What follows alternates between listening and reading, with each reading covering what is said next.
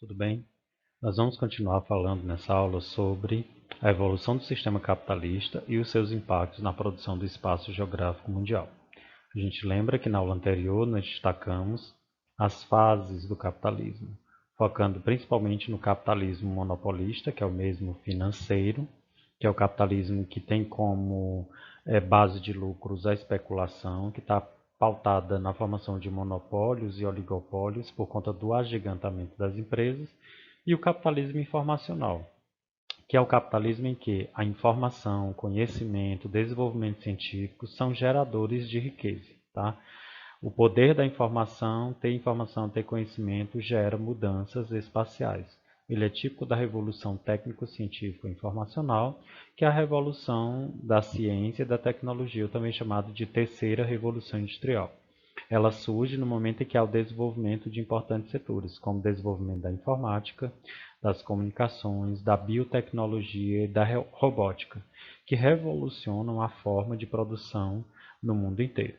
Então, nessa aula a gente vai continuar falando um pouco dos impactos, do desenvolvimento do capitalismo, principalmente nas últimas décadas, no espaço geográfico, e que consequências esse desenvolvimento do capitalismo tem gerado atualmente para que a gente possa conhecer a nossa realidade.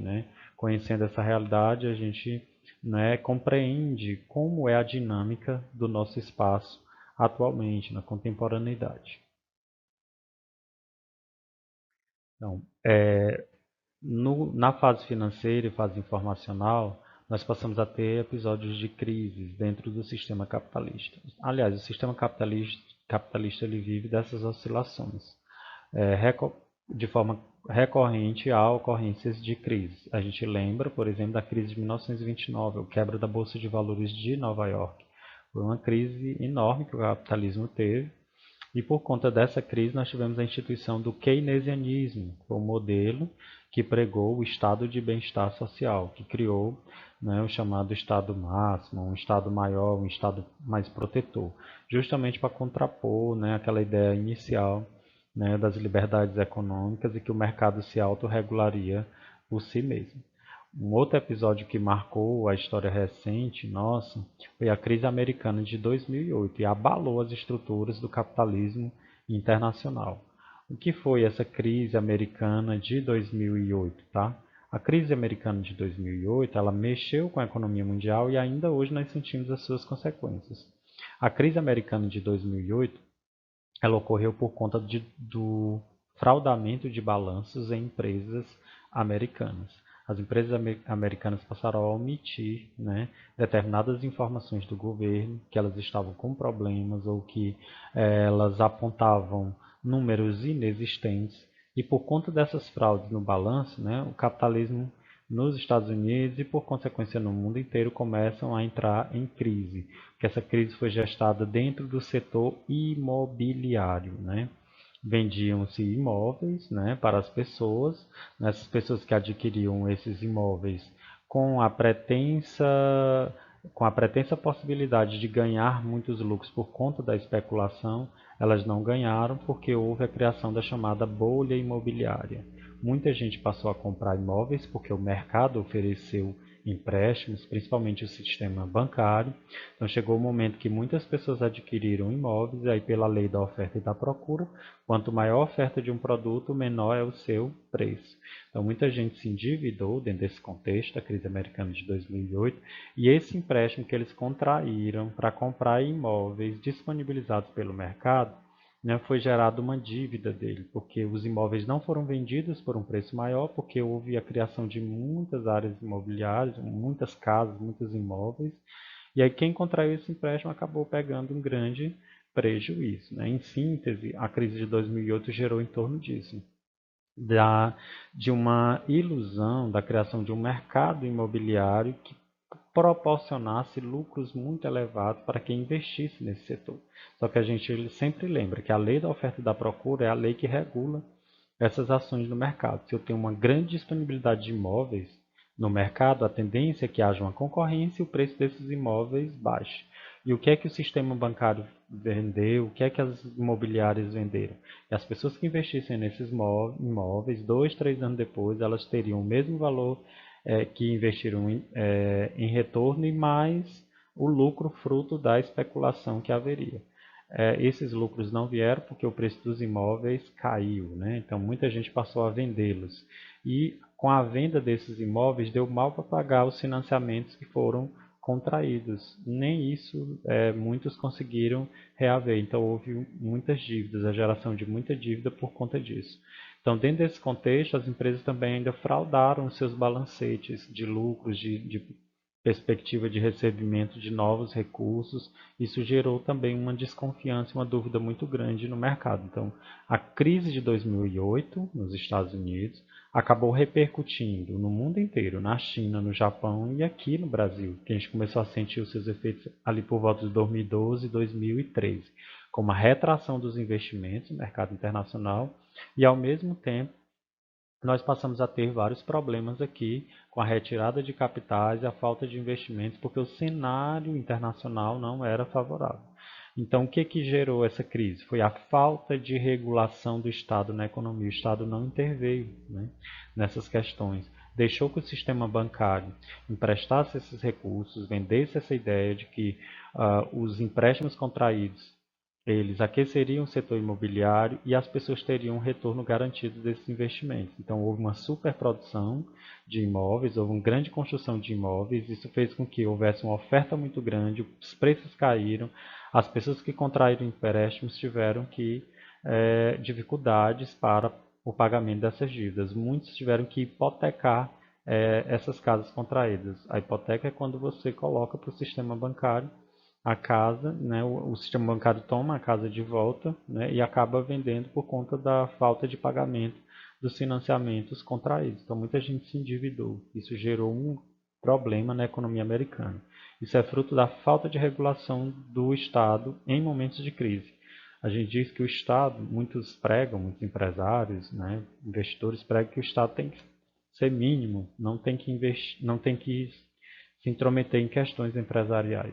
Mas a gente lembra que o Estado é regulador, né? Em momentos de crise, o Estado tem que atuar, né, em determinados setores, seja estimulando, seja fiscalizando, né, seja criando mecanismos para poder nós não termos um colapso dentro do sistema. Então, uma das causas foi essa.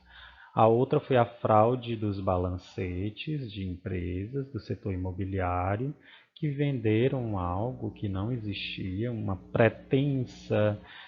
pretenso retorno a partir de uma especulação junto com o setor bancário. Então isso gerou muitas dívidas, pessoas que contraíram muitas dívidas não tiveram como pagar, grande quantidade de recursos foi destinado ao setor imobiliário. Isso gerou uma super oferta de imóveis e essas pessoas não conseguiram vender esses imóveis, né?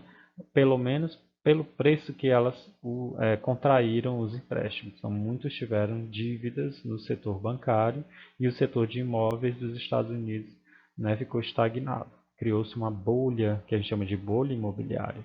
Muitos imóveis disponíveis para vender, os preços despencaram e, por consequência disso, desses preços terem despencado, muita gente acabou contraindo dívidas elevadas no sistema bancário, travando, né, de certa forma, a economia americana, né, que essas pessoas poderiam estar investindo em outras áreas, outros setores.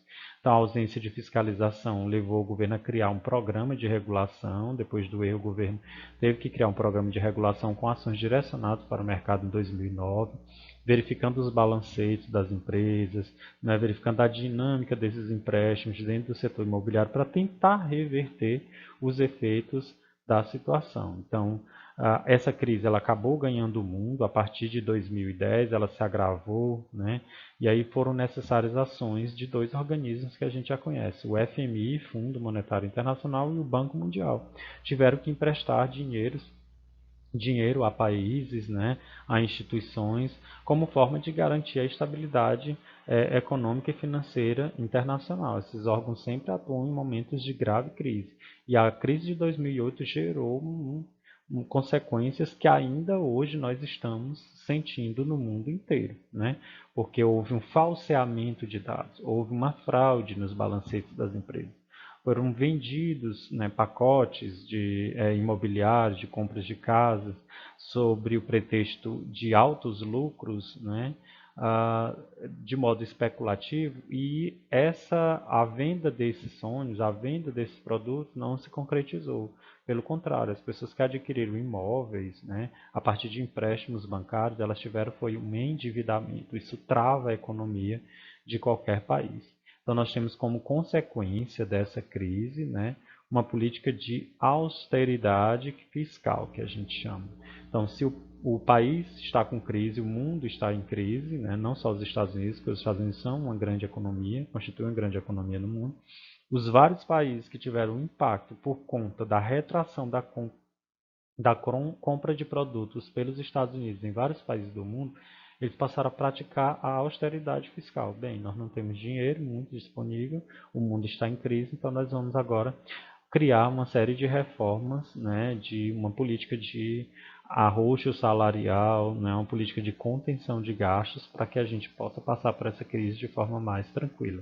Então passou-se a não aumentar salários de servidores pelo mundo, congelamento de salários mínimos e reformas, como por exemplo a reforma previdenciária, o adiamento das aposentadorias das pessoas em boa parte dos países. Inclusive aqui no Brasil nós tivemos reforma trabalhista, né, que flexibilizou as relações de trabalho, criando a hora trabalhada, né, criando o pagamento por hora, né, de um servidor, de um colaborador, sem necessariamente, né, ele está ali trabalhando 8 horas diárias.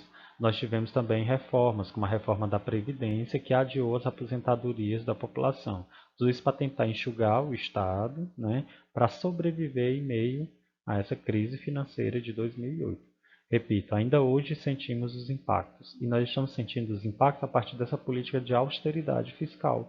O mundo inteiro passou a afunilar as ações em relação a gastos do Estado, visto que o Estado está arrecadando menos porque o comércio internacional ele não tem um crescimento como tivera anteriormente, né, a crise de 2008, que teve um agravamento a partir de 2010 numa escala mundial. Então a gente está vendo uma política de austeridade, de controle de gastos, com o objetivo de frear, né, os impactos da crise americana de 2008. Por conta disso, né, de vários outros fatores, muitos autores atestam, apontam que nós estamos vivendo uma globalização hoje. Nós estaríamos vivendo não um momento de interconexão, de multilateralismo, de trocas comerciais, de formação de novos blocos, grupos que trocam mercadorias, que estimulam a circulação de capitais, mercadorias, serviços e pessoas. Para muitos autores, nós estaríamos vivendo um novo momento, que é o da desglobalização, que seria o contrário de globalizar. A gente viu, a gente vai ver, desculpe, no próximo capítulo, que globalizar é o quê? Unificar, integrar, né? Conectar as pessoas, os países, as realidades. Então, por conta da crise de 2008, que agravou em 2010, nós estamos vendo o quê? Um aumento do nacionalismo, né? Cada país está cuidando da sua realidade para sobreviver em meio a essa crise. Então, essa globalização, essa desglobalização, ela é defendida por alguns autores por eles entenderem que nós estamos tendo o quê? Uma diminuição dos fluxos de capitais. Com menos dinheiro circulando no mundo, por conta da crise de 2008, agravada em 2010, os capitais praticamente desapareceram. Os investidores não estão desenvolvendo, investindo esses capitais em várias partes do mundo. Então, isso retrai, né, os investimentos estrangeiros em vários países e faz com que o comércio também tenha um impacto direto da diminuição desses fluxos de capitais pelo mundo. Tá? Nós estamos tendo também um maior controle dos fluxos de capitais, bem como de pessoas no mundo.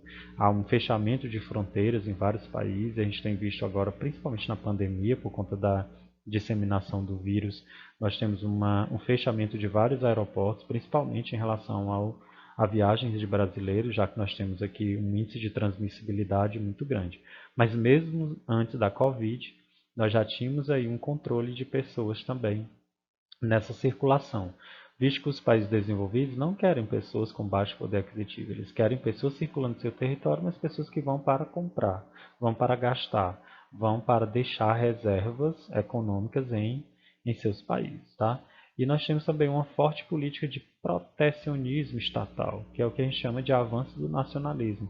Cada lugar, cada país cuidando de si, para sobreviver em meio à crise. Essa ideia da cooperação, da multilateralidade, ela tem enfraquecido a partir do desenvolvimento dessa crise econômica. É por isso que muitos autores defendem que nós não estamos mais vivendo numa globalização, no incentivo dessas trocas de mercadorias, capitais, serviços e pessoas, nessa integração planetária, através da formação de blocos econômicos que negociam a troca de mercadorias. Com essa proteção exagerada dos estados, o enfraquecimento dos blocos, para muitos autores, geógrafos, historiadores, nós estaríamos vivendo uma desglobalização, que é o contrário da globalização. Ao invés de conectar, nós estaríamos aí nos desconectando, né, privilegiando um nacionalismo, privilegiando, né, a proteção de seus estados nacionais, dos seus próprios países. O que é algo preocupante, porque nós estamos avançamos muito em termos de integração, né? E aí voltarmos a esse estágio de desglobalização, de falta de integração, é preocupante do ponto de vista da evolução, da ciência, da tecnologia, né? Da nossa própria qualidade de vida.